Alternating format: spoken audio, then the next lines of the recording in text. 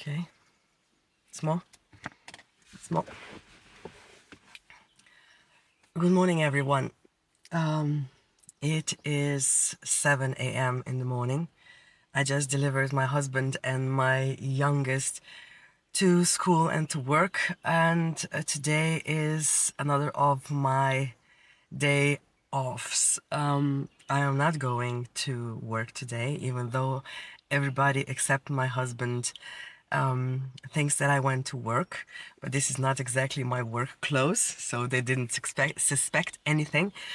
Today is the anniversary of my oldest birth. So yeah, today is my oldest birthday, and I wanted to share this day with you because ever since he was born, I've decided to have a special day for him, and I've decided never to go to work on this day, on the anniversary of his birth. Why? Because I wanted to have something special just for us. So yeah, you can see the cars going by, but this is the quietest place that I could find near my home. Why? Because I am ambushing him. Okay, but wait, let me explain. Ever since he was born, I've decided to have this day for myself and for him. So when he was too little to know anything, I just had a day off, and I didn't take him to the kindergarten. He just went. We were just home and we played all day. But when he was old enough to go to the kindergarten, he was, I think, 3 years old, because I had to go to work. I surprised him on this day, and I explained to his teachers in the kindergarten that this is our day and that I have a date with my son. And this hasn't changed since he was 3 years old. Now, every reaction that I have gotten from people around me is, "You have a date with your son?" And it is so strange to them. But why? I mean, this is our day. I have waited for his birth for, let's say, 4 or 5 years, because I wasn't able to have children. I went through 4 years of IVF. I went through 42-day fast just to get rid of endometriosis, and I was finally able to get pregnant, and with the help of the IVF and with the help of prolonged fasting, in my opinion. And I've decided that this is going to be the day that I will spend with my son. Now I have two sons, and the youngest was born in December, so this is not exactly the same as in the middle of June, when we have the abundance thing to do. You know, we can go to the lakeside, we can go hiking. For example, last year I was the one who drove him to school. He's too old now. He's 11 today. But I was the one who drove him to school. And when I parked in front of the school, I said, "You have two options. You have one possibility. You can go to school and have a day with your friends, or you can have a date with me." And we drove for, I think it's 150 kilometers in one direction. We went to our favorite place, or at least to my favorite place.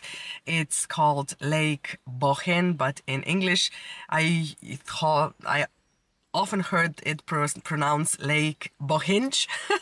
But yeah, it's this beautiful natural lake that is between the mountains. And we spent, I think, the 3 hours, me writing in my journal, looking at the lake, and my son sitting next to each other. He was on my tablet. He was playing video games all of the time, because this is what he decided that he wanted to do on his birthday with me. So we were basically together, but we had each our own day and our own preference of what we wanted to do. So yes, I am waiting for him to call me to explain to me that he's going to school. He still doesn't know that I'm going to surprise him, because I told him that today I have a meeting in the morning. We already surprised him when we woke him up and gave him his first present.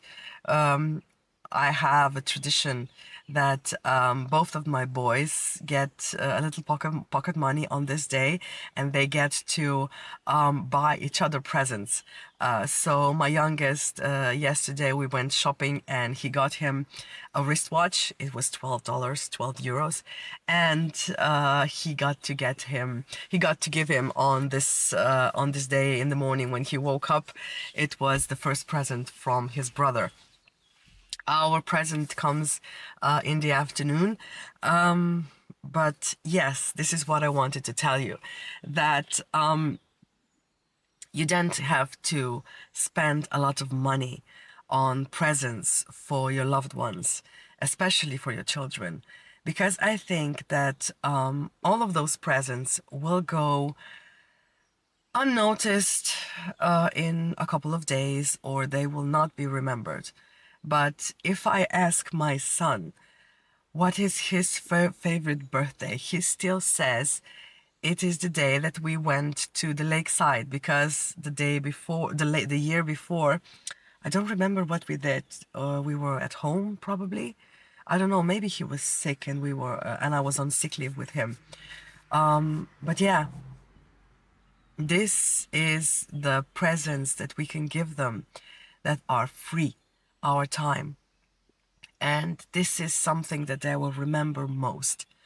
So if you don't have any idea what to do on your child's birthday, and if they are still young enough that they will be able to appreciate it, I mean, I don't know how my son will react in a couple of years when he will be older. Maybe he will want to spend this day with his friends.